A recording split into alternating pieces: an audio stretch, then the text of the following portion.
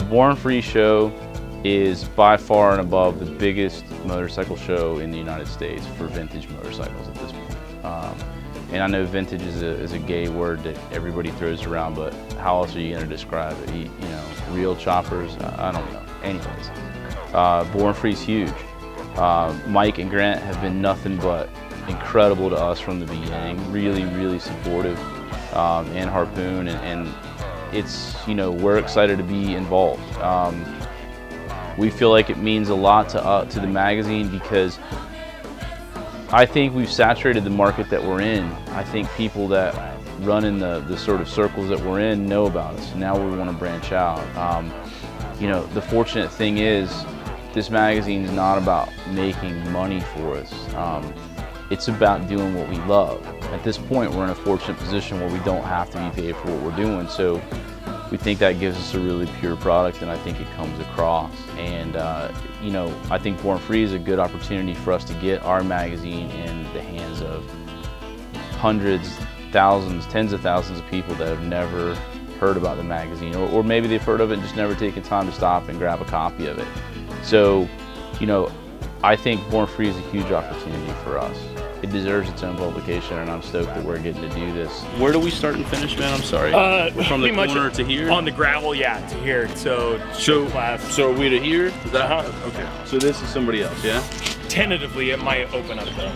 So how about this, if it's okay with you, because we're gonna have like a bike or two. Maybe we'll put a bike right here, and then if it needs to be moved, we'll just slide it back. Is that okay? Yeah. All right, cool. Yeah.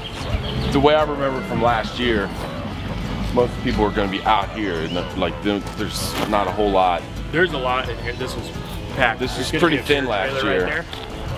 Okay. There's going to be a lot of That's stuff cool. going on over You here get a this good year. spot, dude. Yeah. Don't worry, it's not going to be thin. It's a good location. Really fortunate where we were, right in one of the main entrances, and close to some other pretty big vendors, and right across from the bikes. I don't know, man, setup is lame. It's always super busy. You're always busy trying to organize and figure out where to put stuff. Trent's bike's gonna be there and there. If Mike D pulls his bike, it's gonna be right there. So our booth stops basically right here. Okay. Right here. Yeah? Dude, that thing looks fucking awesome. Our booth stops right here. Look at me, stop jocking nuts and just pay attention for a second. Right here. So Mike D can go. Who's talking? I heard that all the way over there. Right here. Cracking the So we're gonna put the table right here.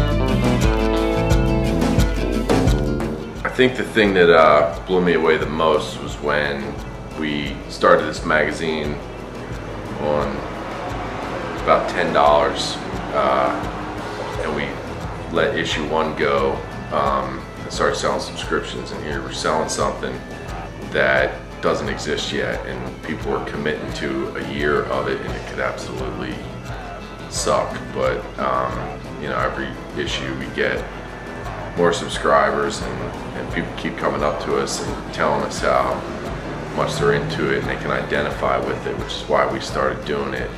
And you know, since we don't really make anything from it, we go to some shows every once in a while. You know, that's pretty much the payoff, is when people are doing stuff that we respect and they get behind it and support it.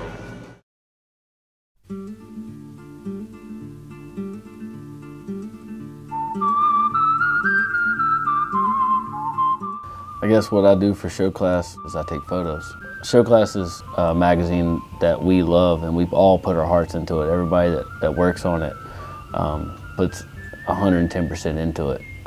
We're new at it. None of us has never taken on this kind of project before, and the outcome that we have every issue, it seems like it gets better and it gets better and gets better, and it's growing. And we're only a year in, and I'm fortunate enough to, you know, have a role in this magazine as far as a staff photographer, and it's pretty rad.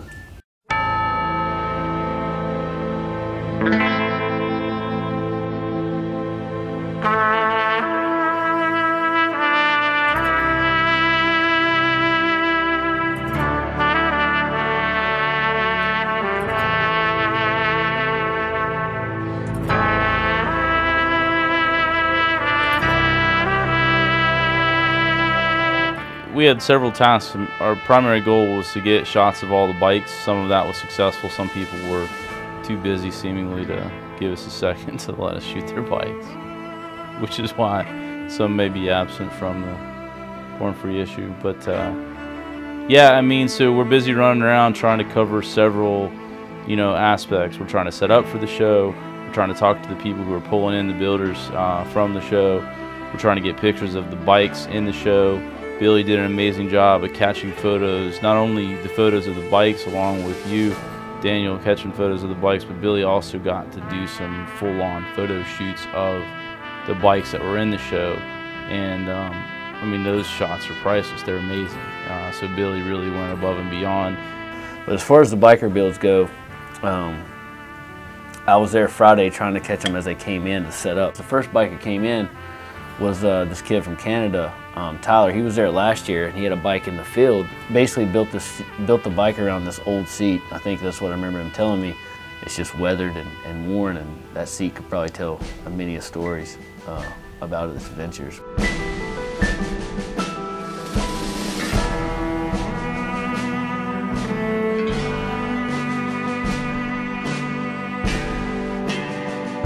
And then the lowbrow dudes came in with a basically a flatland time trials bike that they built. It's a Triumph, but it's a dual motor Triumph.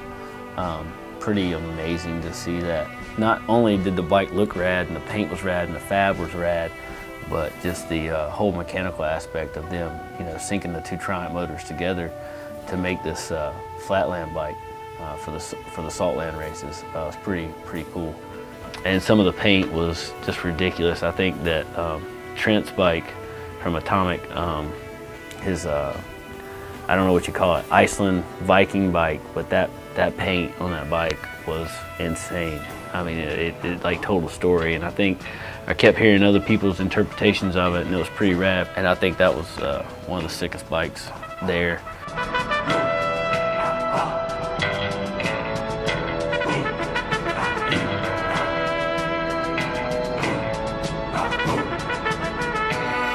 One of the raddest things at the show was I have had the opportunity to get to know Max Schaff, and through photography and just through him open his doors to me, honestly.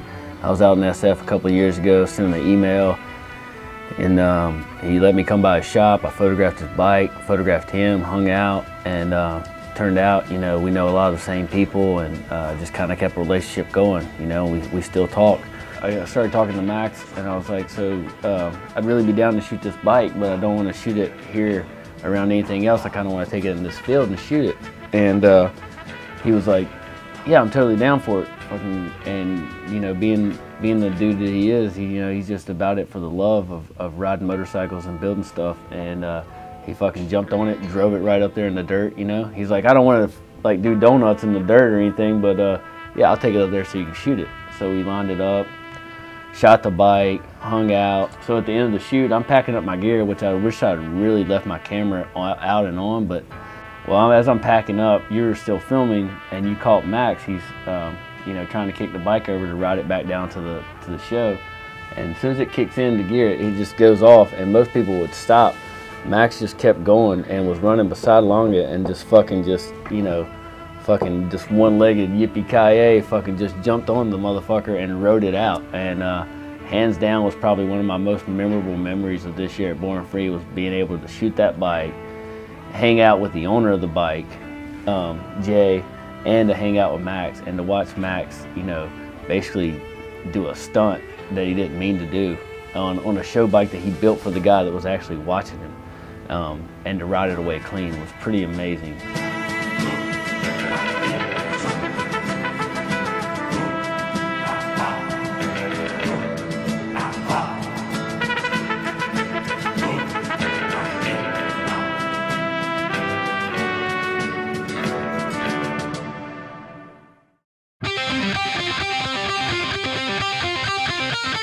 I want to say we got there around 8 or a little after, got the final setup done, and then the gates opened, I think, at 10, and it was just pandemonium.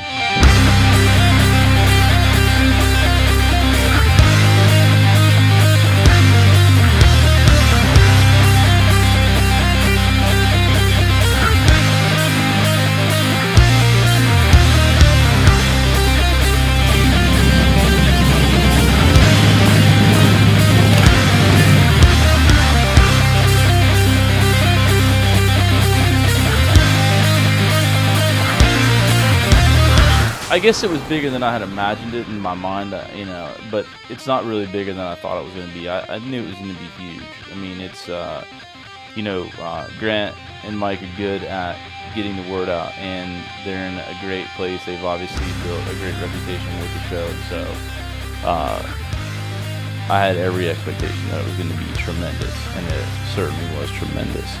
I wish I'd had more time to look at more of the bikes.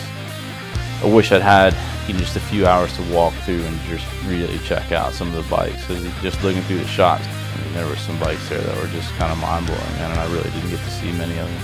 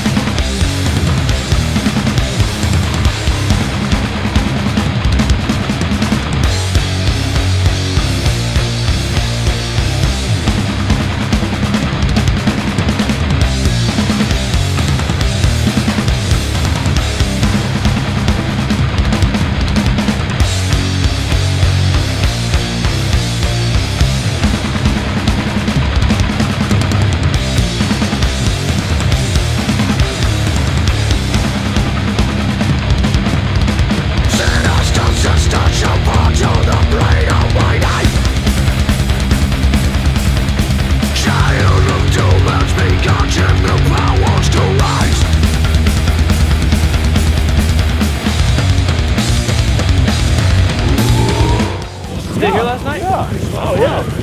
Nice. Crazy. You get cold? Is it chilly? Yeah. Trent, smile. Congratulations. There you go. Trent, right here. There was 15,000 people there.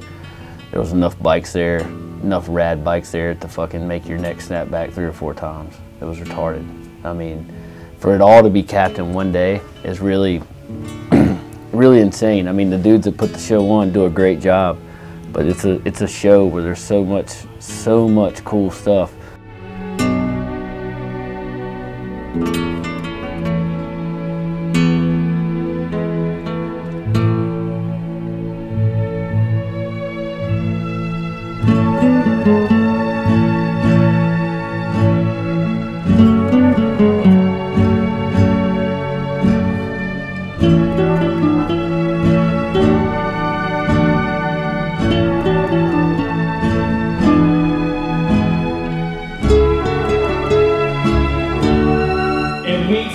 Best competition trophy goes to Tyler Maliki with his dual engine Bonneville race bike. So right out there, Tyler Maliki, best competition.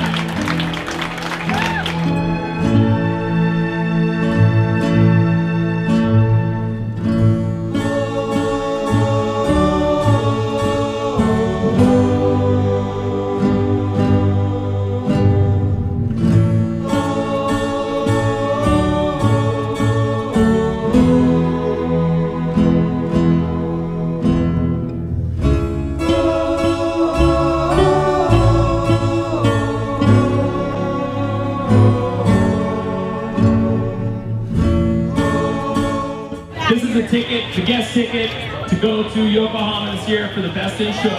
The Best in Show is something that was probably one of the hardest things I've ever done, and I think Mike's ever done, is to pick the Best in Show this year. But I think it's highly deserved. And then some Matt Olson from Aberdeen, South Dakota, his knucklehead. Congratulations, Matt. Thank you. How do you feel? You're going to Disneyland, I mean, Yokohama. I don't know what to say. Thanks for coming on the show and enjoying my bike. Yeah, thank you. I think that bike is going to expire.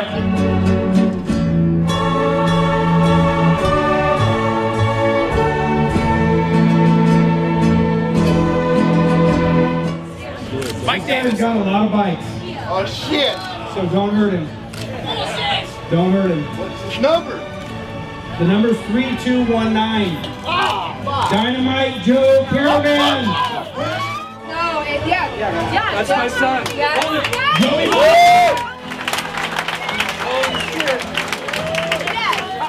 You fucking won. Which bike do you want? You want the chopper or the bike?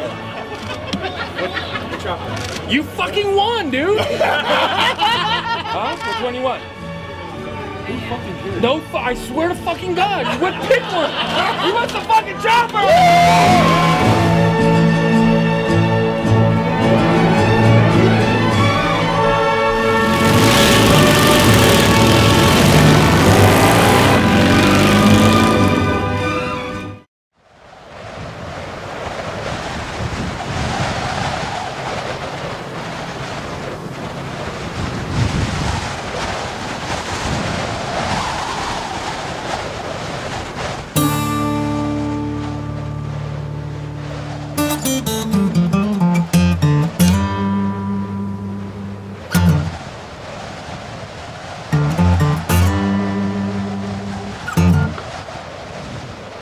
The whole reason we decided to do an issue just on the shows because, you know, everybody covered it. You'd see a lot of articles that were about 4 or 5 pages that had the same 3 or 4 bikes, 1 or 2 different shots, a write-up, and nothing did it justice. And that's when we came up with the plan. I think we were maybe at the bar one night and talking about how somebody, you know, just needs to do it better justice and cover it more. And so we decided, fuck it, you know, just do an entire 80-page mag on nothing but the show.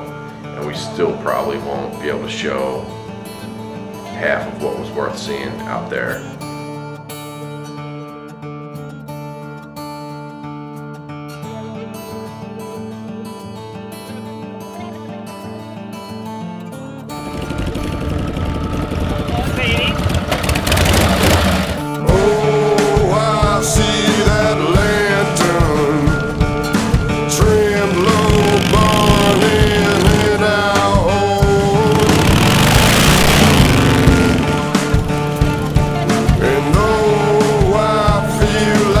It's not about making the dough, it's about just having a good time, getting to rap with people. I mean, I met a bunch of amazing people that had really amazing bikes, tons of good contacts, tons of people that supported the mag already, tons of people that had never seen the mag, and I'm always down to take the Pepsi Challenge, man. I'm always happy to put one of my magazines in somebody's hands because in my mind, if you're truly into choppers and this magazine's legit, man.